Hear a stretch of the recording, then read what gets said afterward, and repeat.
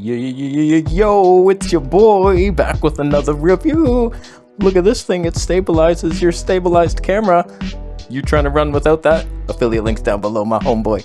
The little mic, where would that plug in? Right into the jack? That's convenient, huh? What is that? What are you doing? All I want is the perfect camera. All I want is the perfect camera. You look familiar. Good. That was my choice. What are you? Well, I come from a place where, let's just say we check in on, the people of Earth every now and then to make sure that they're on their life path, that they're doing what they're supposed to be doing. So, like, I made you so proud, that's why you're here?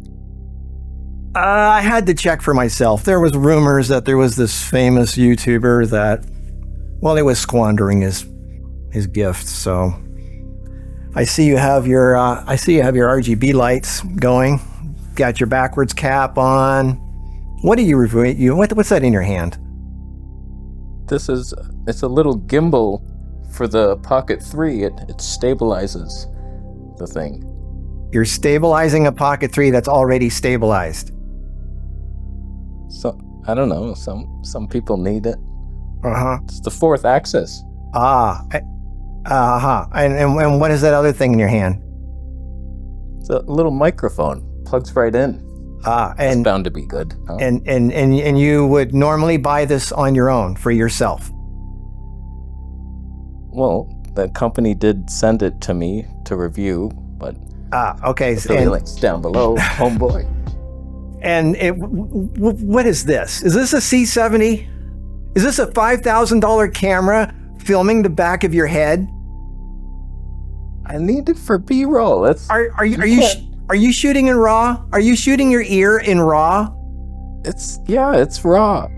Back when I was a human, I made a motion picture in Hollywood with gear that cost a lot less than this.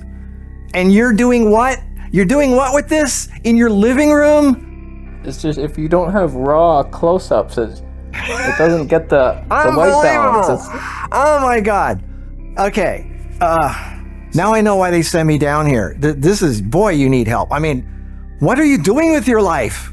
Like, you have all this camera gear. What are you filming and taking pictures of out there in the world, other than some shaky birds and old ladies on the street? Like, are you making a movie? Are you taking pictures? Do you have a photography book? Do you have anything that can inspire the world with your talent? I'm gonna go outside and film someone hugging a friend to slow motion. Okay, music, it's a start. It's a start. That's good. Okay. We like you. Look, we follow your channel up there. We love who you are. You've got so much potential, young man. Please make some good with it, because this world isn't going to be around much longer. All the tornadoes and hurricanes and all that stuff, the bad people who are now in charge of everything. You've only got you've only got a little bit of time left before the world just goes poof. So you got to make something valuable with your life. Change the world. Do something good with it. All right. I'm out of here. Think about that. Bye. Where the hell did he go? Those spirits are so rude. I need to burn some sage or something. Keep those guys out of here. I definitely wouldn't subscribe to them down below. Rude. People probably don't even own C70s. What do they even shoot on? Some bullshit setup. So we're on the Canon C70, of course, with the Laowa 15mm/25. My only lens for the system. Still waiting for my speed booster. Today I figure I want to talk about some shill tubing, because a company just tried to get me to sign this contract that was so questionable. I saved some talking points of it. And most YouTubers, I think, sign stuff like this, and that's why we get the shill tuber review branded on our ass. Now, before we talk about that, do you remember the idle cam? It was like a DJI Pocket 3 with a tiny sensor, but it was like made for vlogging. It was the only camera that was, and you could plug a mic jack right in there. And so he came out with this accessory for the Pocket 3 or idle cam, and it's supposed to do the up and down movements. This is not stabilized in the up and down, that fourth axis. And so like if you're filming, I've seen lots of these videos where you're walking and you're filming your city. It's like, oh wow, look at that. And it's bobbing up and down. It's not good. So this in theory should eliminate that. I tested it.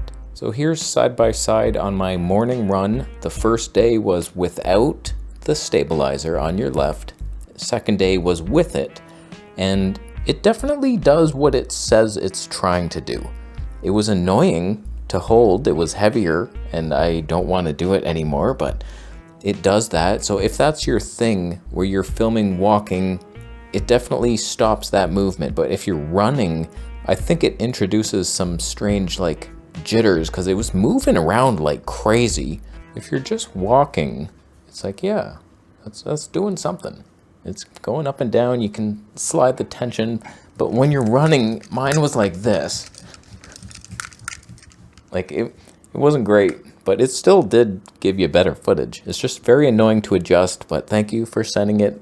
There's no grip. You can put a tripod in there, but it's just this tiny little pinch grip that was getting tiring. And then the other thing, the cool little mic, you plug this right into your mic jack, and there's your vlogger mic. And the wind cover thing, I'm not sure how effective that's gonna be. It has a little yellow dot, I think you put, so you know that's the front. That's cool, but it has no cincher thing to close it around. So it's not gonna be the ultimate protection, but it should be okay. Okay, now we're on the Vlogstar. Cars are going by. Immediately, this blocks half of my screen, and I couldn't test the audio levels because it's blocking exactly where I need to be. But technically, I'm in the back. I'm turning it now towards me, and we have good audio from the back. It's a convenient idea. But what you could do, if you have a little Tascam voice recorder, plugging that right in. Here's the Sennheiser. Here's the little IdleCam Vlogstar mic. You just have that, right? It's very inintrusive. That's not a word. It's pretty good. It's not bad. A little thing you carry outside. Then you have your wind fluff, and you could be walking around like that, couldn't you? Then you have your audio. You're good to go. Shilltuber duty is fulfilled. That's good time. So let's get to this contract. So a company reaches out to me. I'm not going to throw any names under the bus here. You might be able to figure it out because I'm probably going to review this lens in the next video, and it's like very obvious, but I'll try not to do that. So a company reaches out, it's an interesting lens, and I'm like, I don't know, I was like debating it, I'm like, yeah. And then another company reaches out on behalf of that company saying, hey, do you want to review the same lens? What's your rate? And I was like, rate? So I can charge money now. So I'm thinking, okay, whatever, $1,000 and the lens. Thank you, sir. And so he's like, okay, I'll get back to we'll talk to the company, and they come back saying the company has agreed to $800 and you get to keep the lens. Are you interested? I'm like, sounds good. All right. They send the contract, and first, that $800, I realized my fiance actually told me they're keeping the $200. The company agreed, $1,000, no problem. But I don't get it, because this third-party company took it. That's what that was. And so they send me over this contract, and I'm looking at it, and I'm like, no, I am not signing that. So I just wanted to go over a couple of the points, and then you'll see exactly why you get all these reviews on launch day where shilltubers are just spewing filth out of their nostrils at you, asking you to buy it. Nothing negative about this product. Why would there be? This is why. So the first point was I have to send a first draft to the company for approval within 5 days of receiving the thing. That's not a much time, so you're rushed. You send it to them, they have to approve the video, but that wasn't it. Send second draft for approval within 3 days of receiving the feedback of the first draft. So they are changing things. I might have said, okay, this doesn't autofocus quite as good. They're going to be like, hey, buddy, do not say that. We can reword that, right? The autofocus was stylistically late on purpose. Something like that. They're going to reword, remove, and deny. So like, it ended up being 3 submissions. And I was like, okay, that's an alarm bell. The next point says, influencer will not be compensated for posting any unapproved contents, and the agency shall reserve the right to remove the unapproved content. So they are going to alter your feedback. You're going to say some stuff, hey, I found these problems. They're going to divert your attention, remove, and then once that's removed and there's nothing negative left in the video, you're now allowed to be paid. But here is where most shilltubers go wrong. In the event that the shilltuber finds a defect on any other unsatisfactory traits about the product, the influencer shilltuber agrees to communicate with the agency first to discuss about the trait instead of directly including it in the video content. That's what we see plaguing our earth. The shilltuber notices something negative, talks to the company about it. They're like, we'll fix that in a firmware. No problem. We've already been working on it. We knew about that. You think we didn't know? So like, this is how they comb through your review and remove lice and just like, nope, that's not going to work for us. Don't worry, we have your back. And this is a third-party company coming out with these rules, because after this, after reading all of that, and there's more, we'll get to it, I was like, yeah, I'm not signing that. If you want to do this, you cannot see my video before it's launched. It's going to be a surprise to you. And don't worry, it'll be fine. I'm pretty positive here. And that's it. And they're like, I don't know, we kind of want you to sign this contract, please. And so I didn't. I reached out to the company directly. They're going to send me the lens. No problem. With the 1,000 full US dollars, a full shilltuber review coming. And they have none of these contract. Like, this was entirely a third party trying to make money off of our situation, just stepping in there, the middleman, and coming up with all these weird ass rules. They're like, because the company will get the best look for their review. It'll be like, oh, don't worry, he's not going to say anything negative. We made sure of it. We'll kill him if he does. And this was the final straw in the coffin. Straw in a coffin. The shilltuber will not work with the client unless it's through us for a period of 6 months following this whole campaign. Wow. So if I would agree to that, I couldn't have emailed the company and just talked to them directly. It's like they have to be in between you. And then for the next, I've had a couple people do that where it's like, I'm gonna review a light or a tripod or something, and they wanted me to say, okay, you will not review anything from our competitors for the next year. And I was like, what the hell are you talking about? I forget if that was a monopod or a light, but they were just like, no, this is the only one, right? It's like, no, how desperate are you? I moved.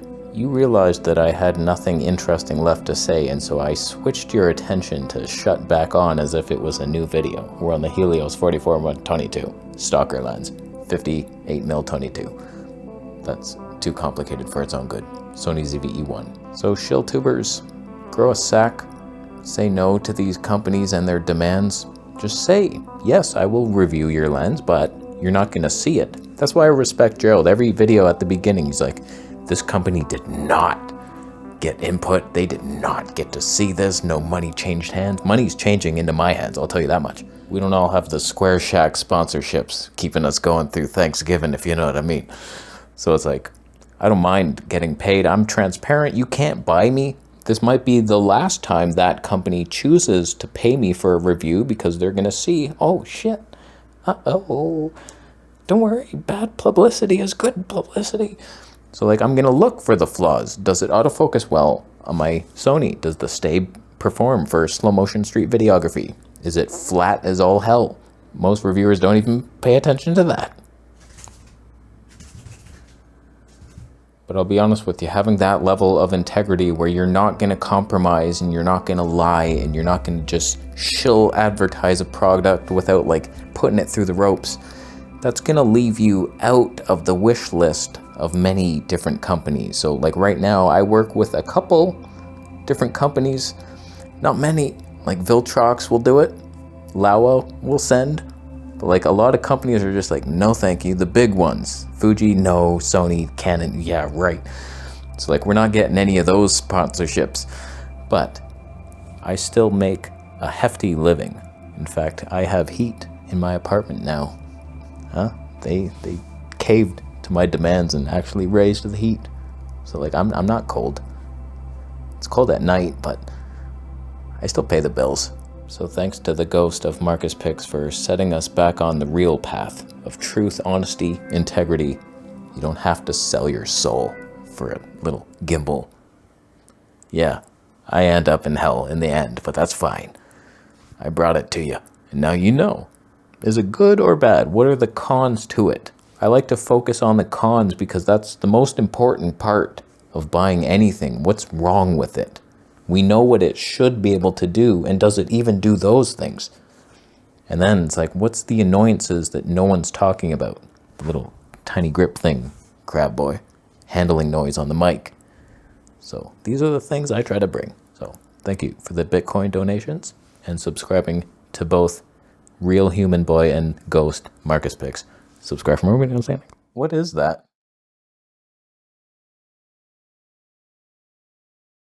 What are you doing? That took way too long. I'm filming a video. Let's do it again. Sorry.